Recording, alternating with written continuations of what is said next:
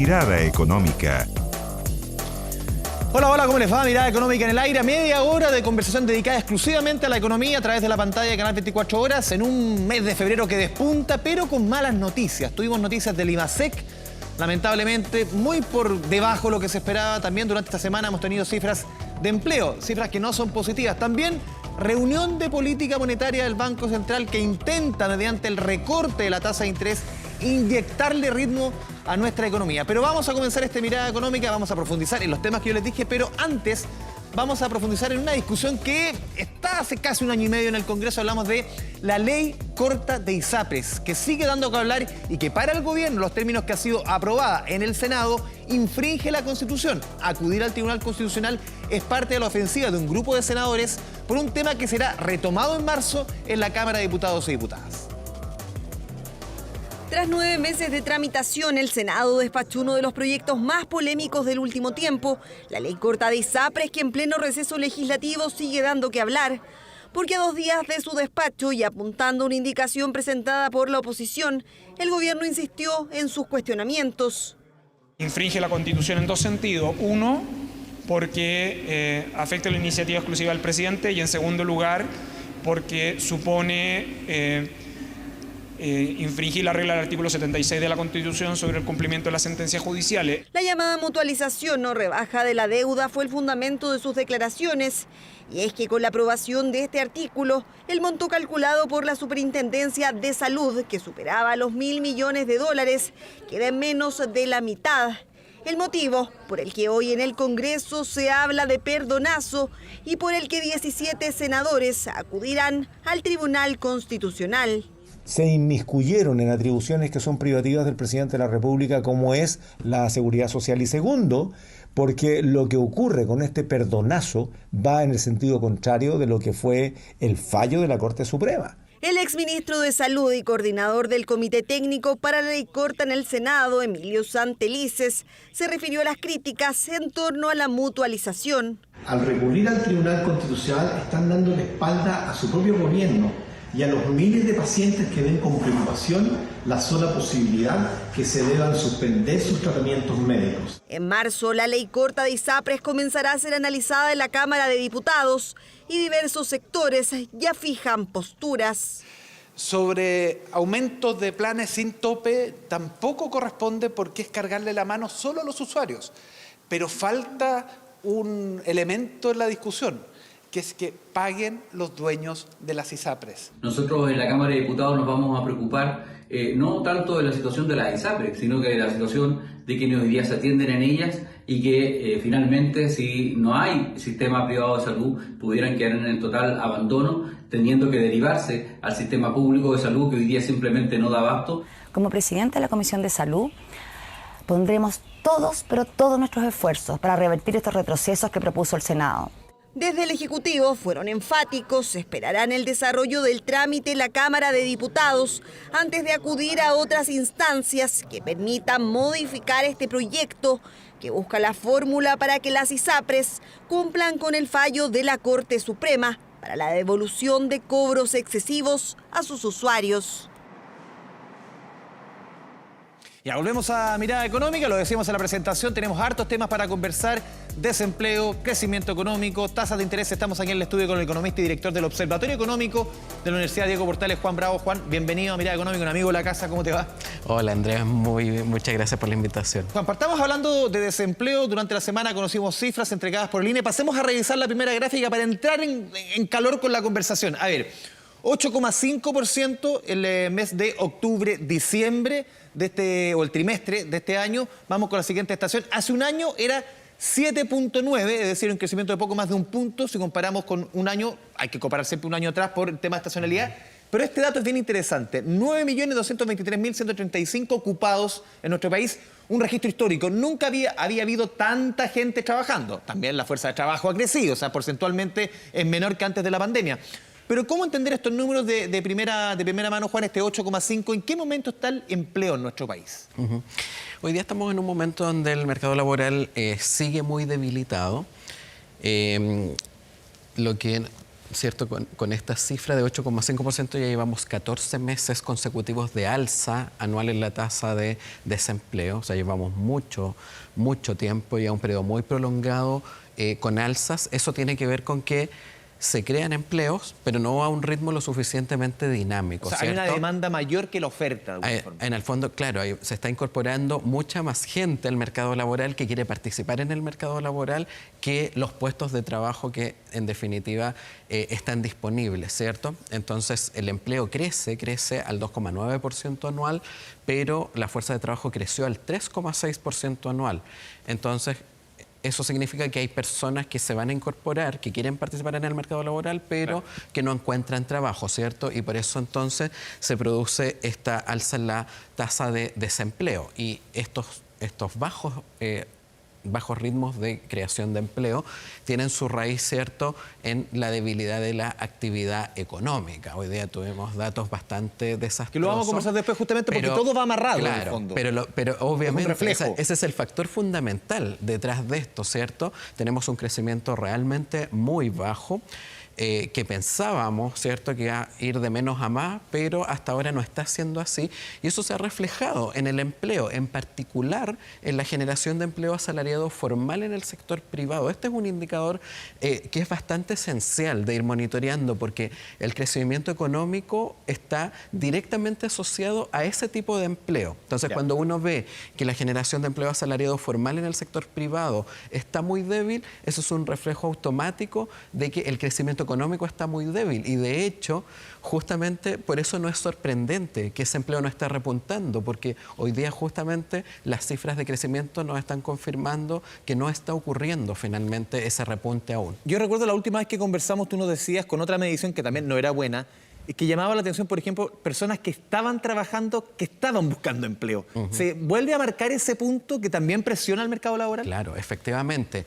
Ese es un segundo factor adicional al bajo crecimiento que nos permite prever que la recuperación del mercado laboral va a ser realmente muy paulatina, no solo porque estamos creciendo muy poco y además las expectativas de crecimiento para 2024, ¿cierto?, apuntan a un crecimiento en torno al 2%, sino que también porque tenemos este segmento de ocupados que están activamente buscando otro empleo porque quieren dejar su empleo actual. Y los últimos números nos dicen que ese grupo aumentó en 128.000 personas en el último año. Es un crecimiento del 28% anual, y estas son cifras que realmente están muy por sobre el promedio histórico. Estamos en cifras récord, la verdad, en este grupo, y es un fenómeno que hay que estarlo monitoreando porque presiona al mercado laboral. Estas personas compiten por los puestos de trabajo con los desempleados, y por eso entonces esta mayor presión laboral con las perspectivas de bajo crecimiento hacen prever una recuperación lenta. Juan, sigamos viendo los números que entregó durante la semana ERINE para ir entendiendo un poco en qué momento estamos económicamente. Tú lo mencionabas recién, la fuerza de trabajo crece 3,6%, los ocupados solamente un 2,9%, lo que tú explicabas. De alguna forma hay una mayor presión y el mercado no responde. Pero aquí hay un dato bien importante. Después vamos a ir con los otros números. Estaba revisando en cuanto a ocupados, ¿cuánto crece en mayores de 65 años? Hombres, la ocupación crece más de un 10% y mujeres casi un 5%. Porque claro, había sido un mercado laboral de las personas sobre 65 que había estado bien en desmedro durante el último tiempo, pero creció mucho durante los últimos meses. ¿Qué está pasando ahí? Sí, eso tiene que ver con que después de que se liberaron las restricciones, se han ido de a poco incorporando a este grupo nuevamente al mercado laboral. Ahora, las tasas de ocupación siguen siendo más bajas respecto al periodo prepandemia. Porcentualmente crecen más, no en términos de número. Exactamente, pero efectivamente en el último tiempo se ve, ¿cierto?, esta recuperación que tú señalas en ese segmento, pero aún no hemos recuperado, claro, las proporciones de la población de 65 años y más que están ocupados. Mira, vamos a la segunda estación de esta gráfica, que es bien interesante. El crecimiento de la ocupación, insisto en el punto, porcentual, no en cantidad de puestos de trabajo, de mujeres casi triplica al de hombres. Creo que era 4,5 versus 1,7. ¿Por qué crece tanto respecto a hombres porcentualmente la ocupación de mujeres? Sí.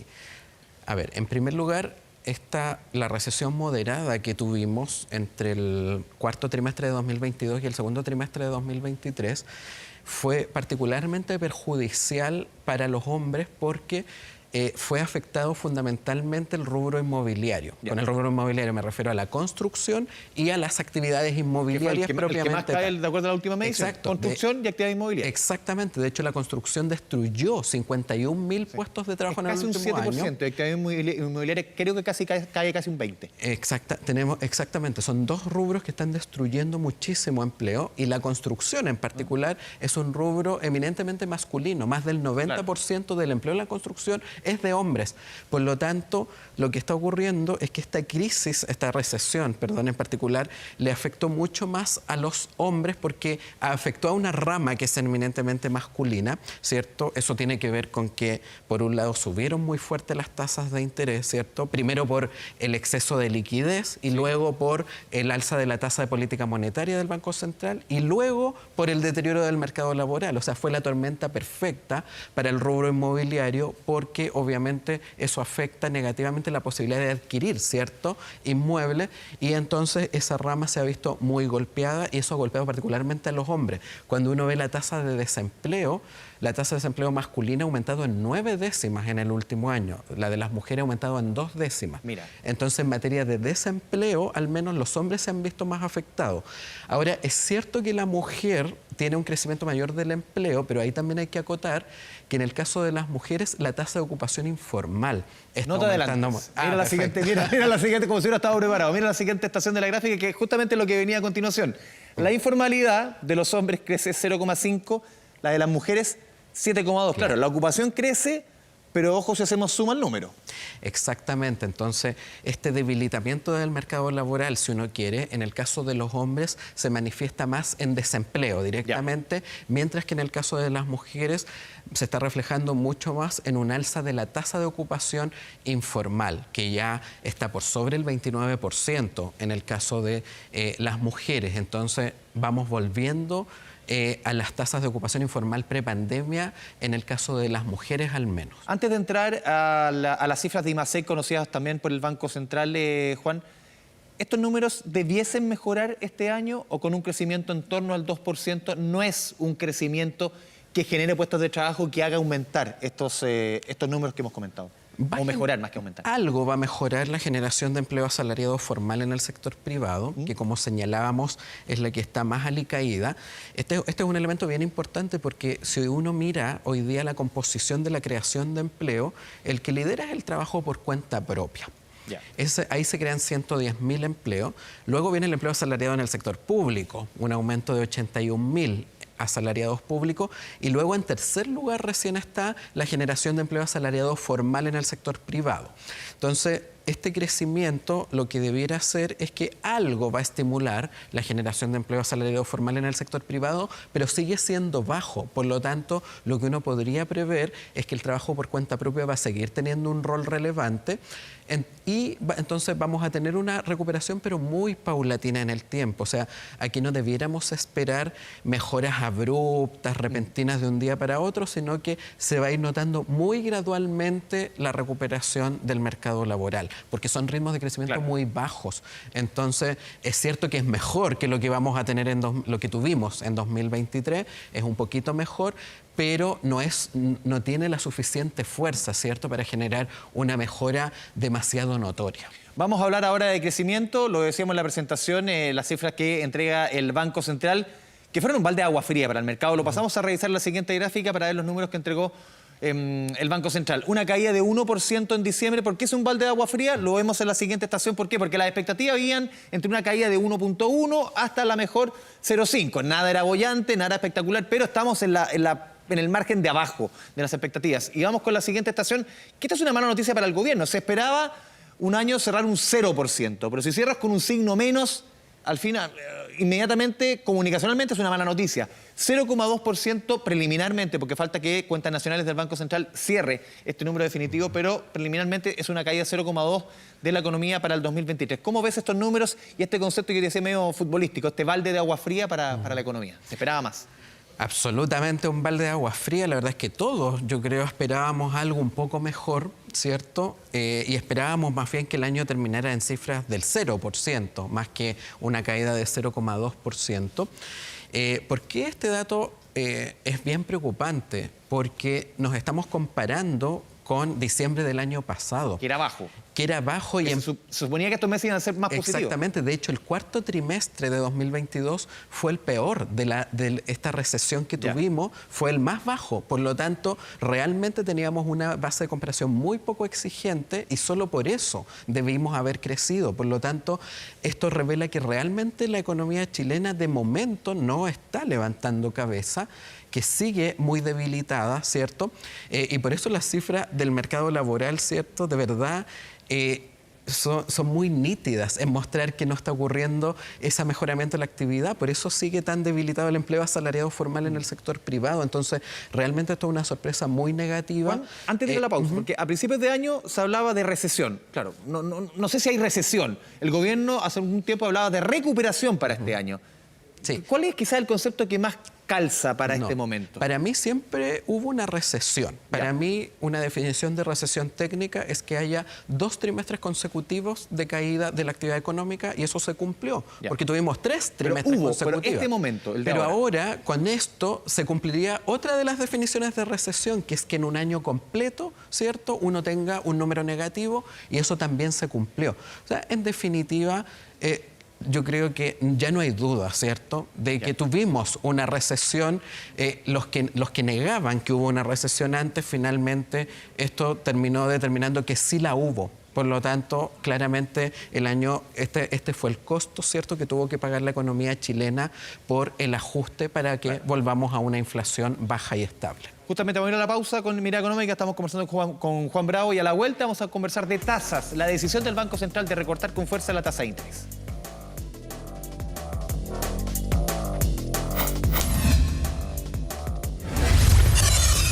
Mirada Económica. Volvemos a Mirada Económica a través de la pantalla de Canal 24 Horas. Estamos conversando con el economista y director del Observatorio Económico de la Universidad Diego Portales, Juan Bravo. Juan, hablemos de tasas, yo te decía. Vamos a ver los números también de la decisión tomada por el Banco Central. En julio del año pasado teníamos 11,25% de tasa, lo conversábamos antes, esto era un reflejo de los niveles de inflación que traíamos los más altos en 30 años, cerramos el 2022.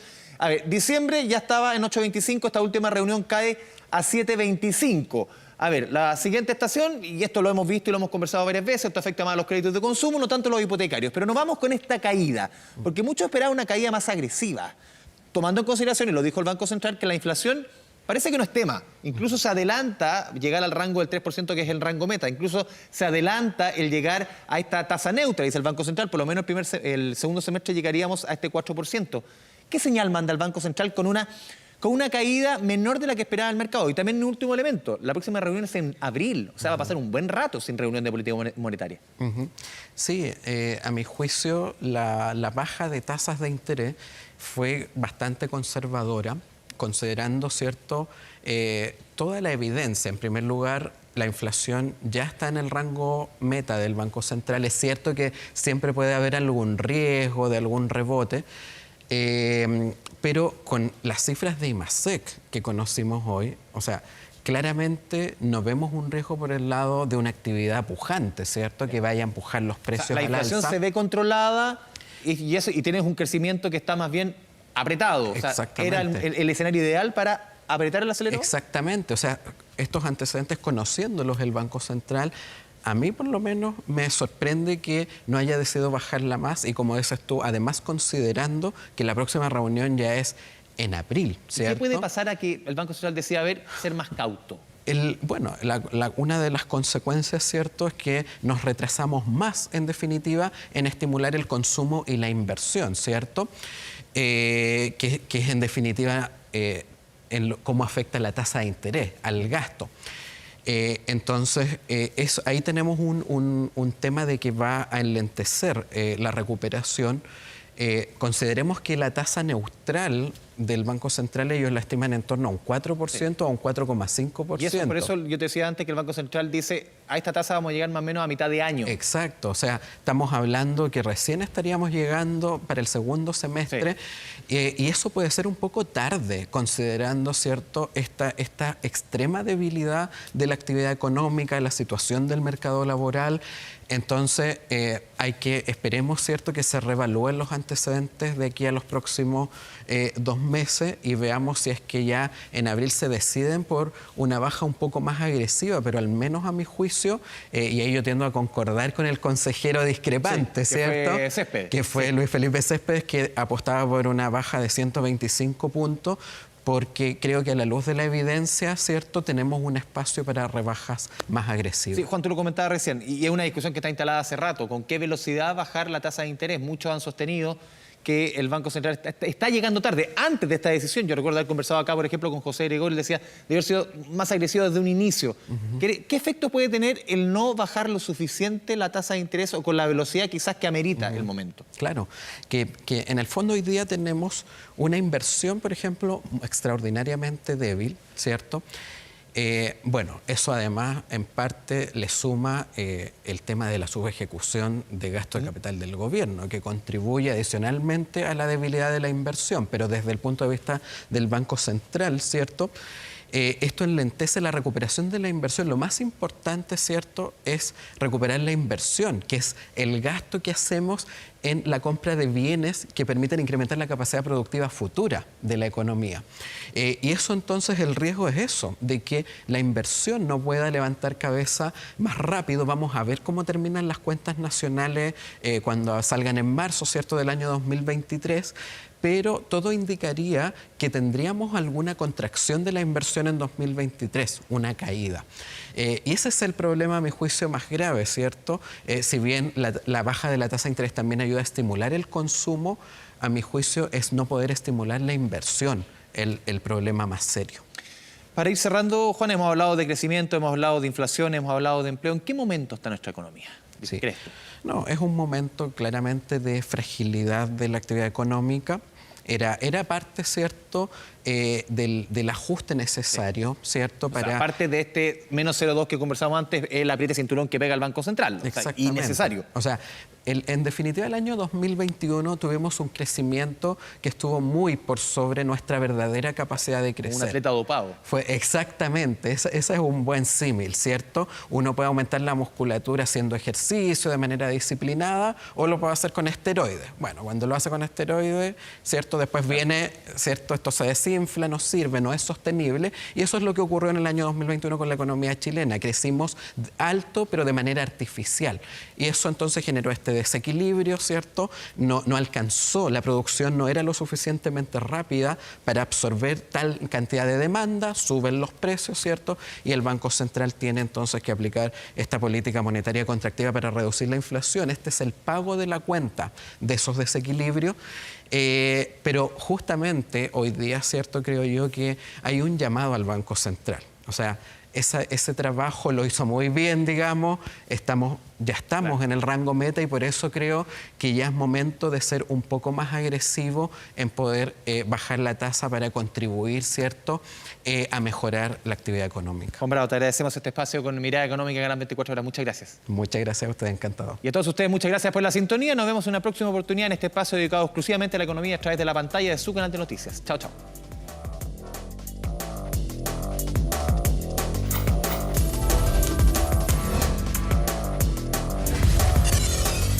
Mirada Económica.